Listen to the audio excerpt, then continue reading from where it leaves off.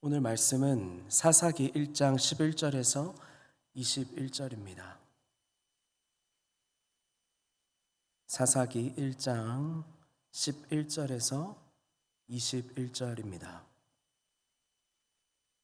저 한 절, 여러분 한 절 이렇게 교독하시겠습니다. 사사기 1장 11절에서 21절입니다. 거기서 나아가서 드빌의 주민들을 쳤으니 드빌의 본 이름은 기럇 세벨이라.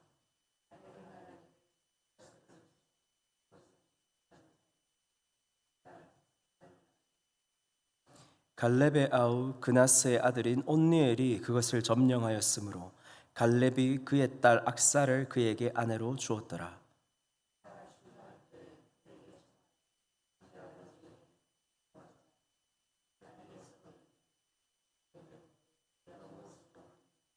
이르되 내게 복을 주소서. 아버지께서 나를 남방으로 보내시니 샘물도 내게 주소서 하매 갈렙이 윗샘과 아랫샘을 그에게 주었더라.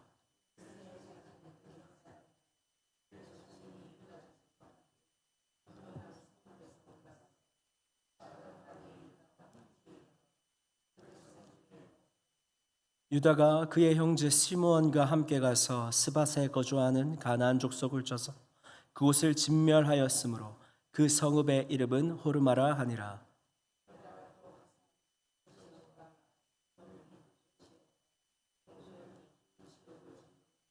여호와께서 유다와 함께 계셨으므로 그가 산지 주민들을 쫓아내었으나 골짜기들의 주민들은 철병거가 있었으므로 그들을 쫓아내지 못하였으며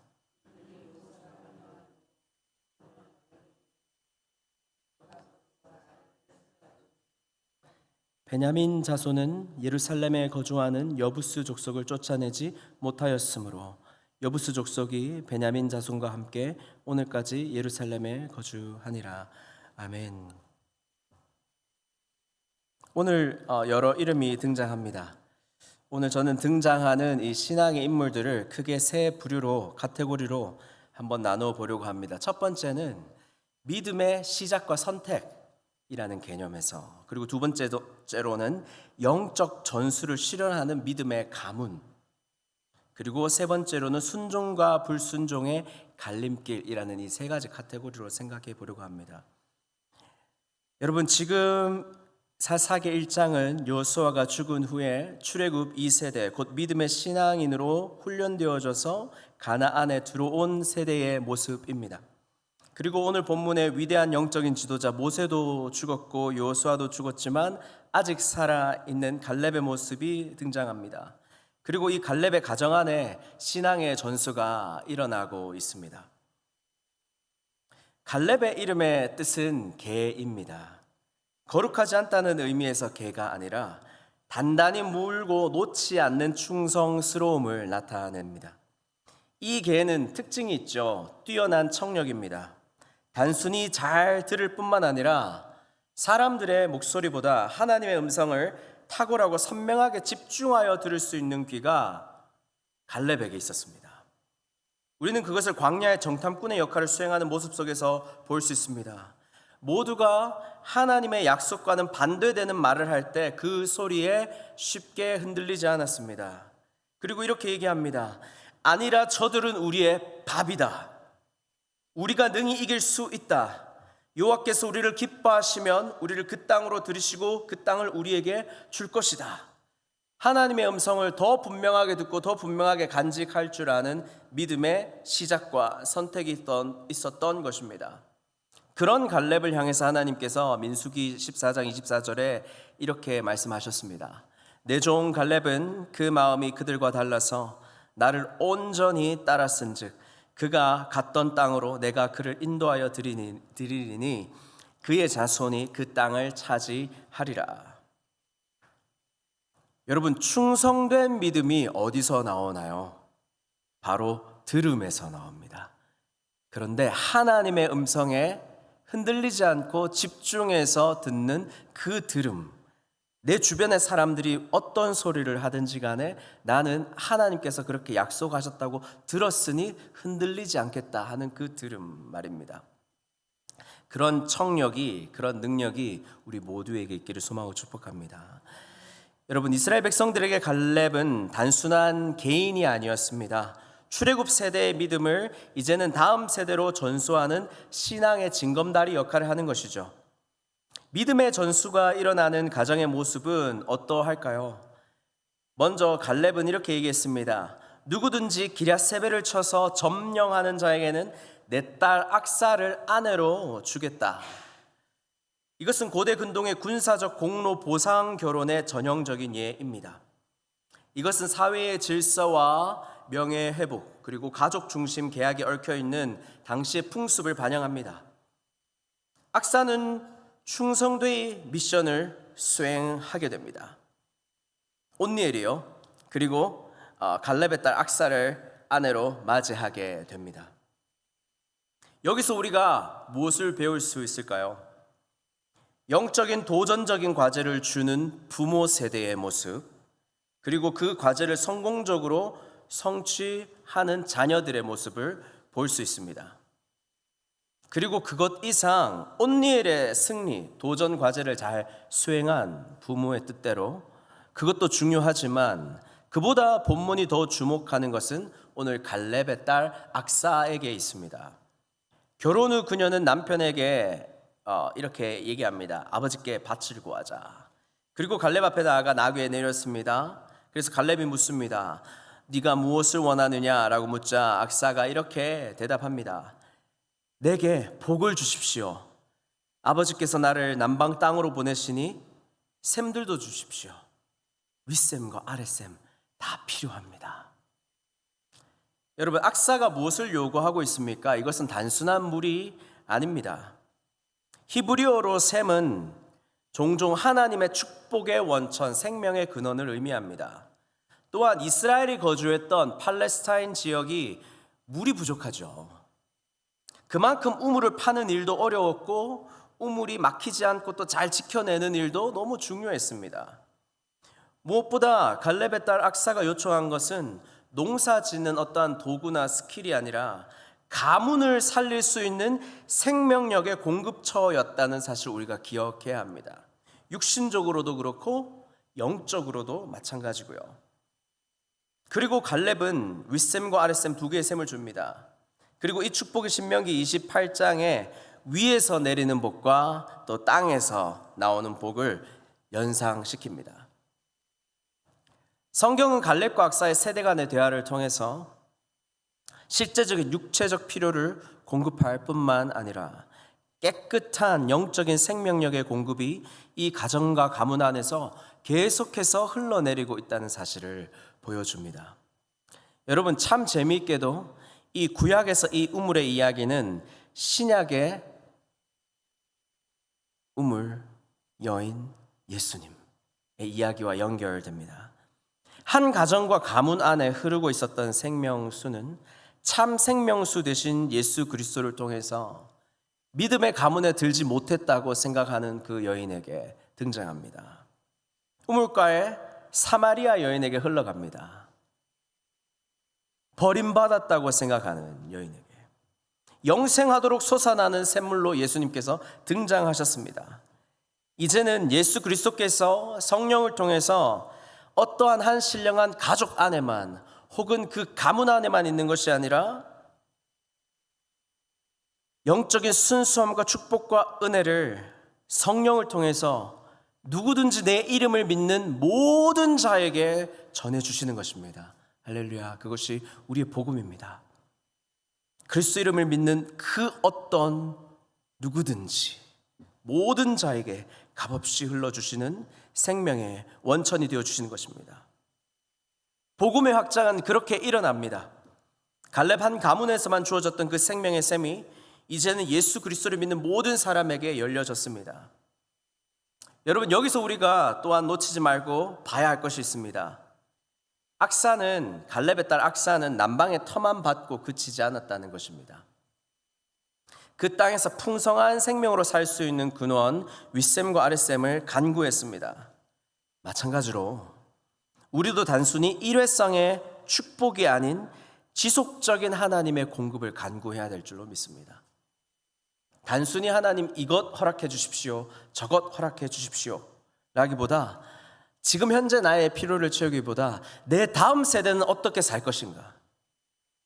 내가 이것을 가지고 있는데 내 다음 자녀 세대에게는 이것을 어떻게 물려줄 수 있는가? 그리고 그 다음 세대에는 내가 어떻게 줄 수 있는가? 그래서 어른이 될수록 더 많은 책임을 지게 되는 것 같습니다. 여러분 그렇지 않습니까? 여러분 갈렙은 믿음의 선택을 했습니다. 온니엘은 현실의 문제와 도전 앞에서 믿음으로 도전했습니다. 부모의 말씀에 순종하였습니다.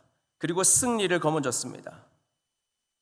그리고 악사는 거기에서만 만족하지 않고 더 큰 복을 간구했습니다. 그러고 보면 갈렙의 가문의 사람들은 그저 만족할 만한 현상 유지를 거부했다는 것입니다. 이 정도면 됐지 뭐. 아니라는 거예요. 하나님의 더 큰 계획이 있다라는 것을 보고 전진하고 또 전진하는 것이 지금 현재 가나안 땅에 들어와 있는 믿음의 2세대들의 특징이었다는 것입니다. 뭐 이 정도면 됐지 뭐 하는 그런 게 아니라는 거예요. 믿음의 선택을 하는 우리에게 오늘 하나님께서 또 성령으로 풍성하게 역사하실 줄 믿습니다. 그리고 우리에게 부담을 주실 거예요. 다음 세대에게 줄 도전들은 어떤 것이 있는가? 그리고 그 본이 되기 위해서 더 애쓰게 되실 것입니다. 특별히 새벽기도 나오신 여러분들은요. 그리고 그 다음 세대가 그 도전 과제를 잘 수행하기 위해서 여러분들은 아낌없는 재정과 아낌없는 기도로 여러분들은 헌신하게 되실 것입니다. 그렇게 믿음의 영적 전수가 일어나야 가나안 땅에서 우리가 하나님의 백성답게 약속의 땅을 우리가 정말 젖과 꿀을 먹으면서 경험하면서 살 수 있는 거 아니겠습니까, 여러분? 여러분, 제가 좋아하는 찬양이 있습니다. 너무 다들 잘 아는 찬양입니다. 물이 바다 덮음같이 여호와의 영광을 인정하는 것이 온 세상 가득하리라. 여러분, 하박국 선지자는 물이 바다를 덮음같이 온 세상을 하나님의 영광으로 덮을 날이 올 것을 예언했습니다. 여러분, 물이 바다를 덮는다는 것은 무엇일까요? 비가 와도 바다를 덮는다 할 수 있습니까? 바다에 흡수되죠. 스며들죠. 그런데 사실 그 물은 성령님을 의미합니다. 하나님의 영을 의미하고 그 바다는 하나님의 영과는 반대되는 혼돈과 공허와 깊음, 어두움, 세상을 의미합니다. 그래서 우리가 너무나도 잘 알듯이 예수님께서 물 밑으로 빠져 들어가는 베드로를 붙잡아 건져내시는 구원의 역사, 그 구원하시는 분이 바로 하나님의 아들이라는 것을 증명하는 그런 성경 구절들을 우리가 많이 모습들을 볼 수 있습니다. 여러분, 물이 바다를 덮는 것, 이것은 창세기에 먼저 드러났습니다. 태초에 하나님이 천지를 창조하시고 땅이 혼돈하고 공허하며 흑암이 깊음 위에 있었습니다. 하나님의 영은 그 수면 위를 운행하고 계셨습니다. 하나님의 영과 그 깊은 어두움의 그 짙은 바다가 대조되고 있습니다. 그때 하나님께서 말씀하십니다. 빛이 있으라 하시니 빛이 있었고, 4절입니다. 빛이 하나님 보시기에 좋았더라.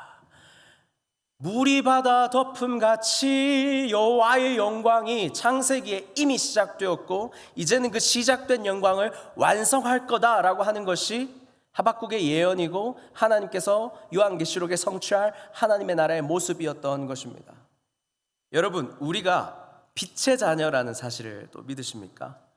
네, 아멘. 그리고 예수님께서 빛으로 우리 가운데 오셨을 때 어둠을 몰아내고 우리 가운데 하신 일은 무엇입니까? 몸과 마음과 생각을 공허하였고 상처받았던 몸과 마음의 생각을 회복시키시고 우리 영혼에서 마르지 않는 생명수가 나오게 뱃속에서 영원토록 솟아나는 샘물이 되게 하겠다 하셨죠. 오늘 우리 가정 위에, 우리 가문 위에 운행하시는 성령께서 강물처럼 역사하십니다. 어떻게요? 빛이 있으라. 빛이 있으라. 오늘 여러분 한 사람 한 사람에게 말씀하십니다. 빛이 있으라. 빛이 있으라. 그리고 하나님은 여러분들에게 계속해서 좋은 것을 기대하십니다. 왜냐하면 하나님이 먼저 시작하셨거든요. 빛이 있으라. 계속 하나님은 여러분들을 향해서 기대하시는 거예요. 하나님 계속 선포하고 계십니다. 빛이 있으라. 그리고 그 하나님의 역사를 따라서 성령께서는 우리 안에 나올 수 없는 마르지 않은 영원한 생명수, 하나님의 부활의 능력으로 우리 가운데 역사하십니다. 우리는 살아가는 거예요. 그렇게 구원을 얻은 백성은 거저 살아가게 되는 줄 믿습니다. 여러분, 오늘도 우리에게 계속해서 성령의 충만한 강물로 통치하시고 다스리시고 역사하십니다. 혼돈과 공허와 흑암은 몰아내어지고 빛으로 비춰지고, 하나님의 성령께서 이제는 너 가운데 어둠과 흑암이 아니라 깨끗한 생명수로 너를 통해서 말하게 하고, 너를 통해서 생각나게 하고, 너를 통해서 나의 다음 세대를 살리게 하고, 너를 통해서 이 교회를 섬기게 할 거다. 여러분, 하나님의 음성이 들리십니까? 하나님 그리고 말씀하십니다. 보기에 너무 좋구나. 내가 약속한 이 설계한 이 하나님 나라, 이 방주와 같은 이 교회 안에서 계속해서 내 빛이 있는데 정말 내 빛을 받은 자들은 다르게 사는구나. 여러분, 하나님 정말 너무 기뻐하시는 분이세요. 우리를 보고 너의 기도를 통해서 이 세상을 덮을 거다. 너 안에서 역사하는 충만한 강물로 너의 주변의 어두운 것들을 몰아낼 거다. 보아라, 물이 바다 덮은 같이 너 삶에서 나의 영광을 보게 될 것이다. 아멘. 여러분, 그러한 의미에서 오늘 우리가 악사처럼 윗셈과 아랫셈을 더욱더 간구하는 그런 저희가 되었으면 좋겠습니다. 마지막으로 한 포인트 더 살펴본다면은, 불순종과 순종의 갈림길을 주제로 유다와 베냐민 지파를 짧게 보고 마치도록 하겠습니다. 유다는 가나안 족속을 쫓아냈지만 철병거 앞에서 멈추어 섰습니다. 그리고 베냐민 지파도 그들을 쫓아내지 못했습니다. 그래서 여부스 족속이 오늘날까지도 예루살렘에 함께 거주한다고 21절에 말하고 있습니다. 히브리어로 쫓지 않았다라는 것은 단순한 실패가 아니라 의지적으로 하지 않았다라는 것이에요. 의지가 무너졌다는 뜻입니다. 의지에서 먼저 졌다는 것이에요. 싸워보지도 않고 의지적인 측면에서. 여러분, 그리고 이 철병거는 사실은 이때 당시에 기술적인 문제를 저희한테 제기하는 것이 아닙니다. 신앙의 두려움을 상징했습니다. 19절부터 21절부터 보시면 유다가 쫓아냈지만 쫓아내지 못합니다. 그리고 또 쫓아냈지만 또 쫓아내지 못합니다. 이것이 계속 반복해서 나와요. 여러분, 인류가 철을 생산한 것은 헷 족속에 의해서였습니다. 그것은 가나안, 곧 노아의 손자 함의 아들에서부터 형성된 족속이죠. 이 족속이 헤브론 지역을 장악했고요, 강한 요새를 만들었습니다. 가나안 족속 중에서 가장 이 헷 족속이 강할 수 있었던 게 바로 이 철병거 때문이었어요. 이게 합금 기술의 개발을 통해서 다른 어떤 부족보다 막강한 무기를 소유할 수 있었습니다. 그런데요, 이스라엘 사회에서는 이 철제 무기가 사울 왕 시대에 블레셋의 기술에 의해서 의존하여서 사용된 것으로 기록하고 있습니다. 그러니까 지금 현재 이 헷 족속의 이 합금 기술 철병거와 이스라엘 백성들은 400년, 거의 400년의 기술 차이를 겪고 있는 거예요. 여러분, 4년도 늦습니다. 40년도 한 세대가 지나가 버리고 말아요. 그런데 400년이라 하면 상상을 넘어서는 일이에요. 저희가 상상을 넘어서는 어떤 숫자를 마주할 때 포기합니다. 하지 않죠. 못합니다. 내 기술로, 내 생각으로 감당이 안 되거든요. 못하는 것이에요. 의지에서 벌써 져버리는 것입니다. 그러면 아무것도 못해요. 하나님은 가나안 땅으로 보내드려놨는데 이제 그 땅을 차지해라고 하는데 못하는 거예요. 딴 나라 세상이었다고 보게 되는 것입니다. 마치 외계인 존재를 보는 것처럼, 마치 다른 사람의 이야기를 하는 것처럼 들리는 거예요. 여러분, 너무 당연한 겁니다. 질 게 뻔하다고 생각했습니다. 그러나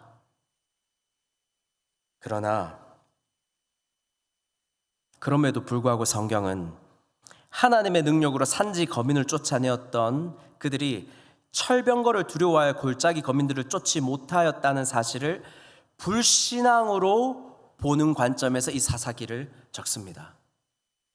너무 당연하잖아요. 하나님 못하는 거 아시잖아요. 저희 못해요. 상식선에서 저희 정말 이거 못합니다. 근데 하나님은 사사기에 부패한 시대를 시작할 때 지금 그렇게 공들여서 아껴놓았던 유다를 들어서 사용하시다가 유다의 이 망설임, 이것이 불신앙의 전조였다. 이스라엘 백성의. 두려운 말씀입니다, 여러분. 상식선에서 처리하는 것이 굉장히 좋습니다. 그러나 우리는 기도하고 믿음으로 전진해야 될 줄로 믿습니다. 여러분, 여호수아 17장에 보면은 이렇게 적혀 있습니다. 여호수아는 가나안 족속들에게 철병거가 있다 하더라도 틀림없이 그들을 쫓아낼 수 있다고 요셉 지파에게 분명히 얘기한 적이 있어요.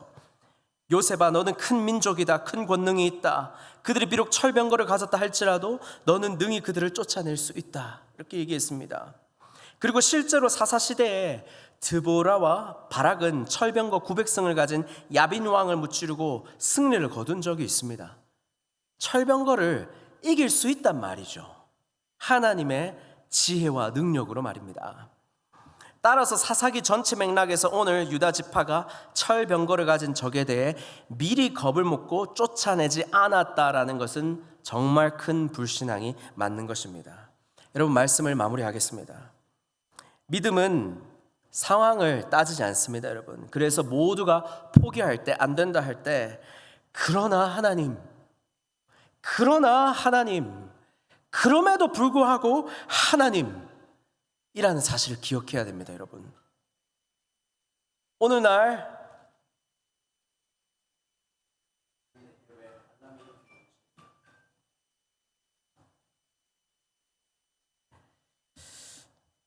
여러분, 오늘날 교회도 철병거 앞에 멈춰서 있을 수 있습니다. 자녀 양육하는 것이 철병거처럼 느껴지는 이제 갓 결혼한 부모 세대들에게는 그렇습니다. 그리고 한참 가정을 돌보는 가정에게는 또 교회의 어떤 부분을 한 사역을 맡는 것이 참 어려울 수 있습니다. 또 교회 안에서는 온전히 자랐지만 참 세상 밖에서 전도하고 선교하는 일이 너무 두렵고 힘들 수가 있습니다. 너무 막막할 수 있습니다. 철병거와 같은 일들, 우리가 아직 한 번도 도전해보지 않은 일들이 다 철병거인 것입니다. 그런 철병거 앞에 우리가 의지적으로 벌써 지고 있지는 않은지 우리 의지를 오늘 아침에 한번 살펴봤으면 좋겠습니다. 기술, 조건, 상황이 아니라 우리의 믿음이 문제인 것입니다. 여러분, 철병거 앞에 무너지지 마십시오. 의지적으로 이겨내시길 소망하고 축복합니다. 그리고 그 철병거들은 산돌이신 하나님께서 반석으로 내려와 쳐부수실 것입니다. 성경에 약속한 말씀대로. 기도하시겠습니다. 살아계신 하나님, 오늘 우리에게 말씀하신 갈렙의 믿음을 기억하게 하시니 감사합니다. 세대가 바뀌고 시대가 어두워져도 하나님의 약속을 굳게 붙든 한 사람이 믿음이 어떤 유산을 남길 수 있는지 갈렙을 통해 보게 하시니 감사합니다. 주님, 우리의 이름이 땅의 성취가 아닌 하늘의 생명책에 기록되게 하여 주옵소서. 우리가 남기려는 것이 땅의 한 조각이 아니라 믿음의 길을 걸어갈 다음 세대의 발자취가 되게 하여 주옵소서. 하나님 아버지, 오늘 또한 갈렙의 딸 악사의 지혜와 담대한 요청처럼 우리의 기도도 생명샘을 여는 기도가 되게 하여 주옵소서. 우리 가정과 공동체가 영적으로 마르지 않게 하여 주시고 하늘의 땅에 복이 흐르는 영적 생명수의 통로로 쓰임받게 하여 주옵소서. 주님, 우리가 철병거 앞에 또한 머뭇거릴 때에 다시 주의 이름을 높이며 전진 또 전진하게 하여 주옵소서.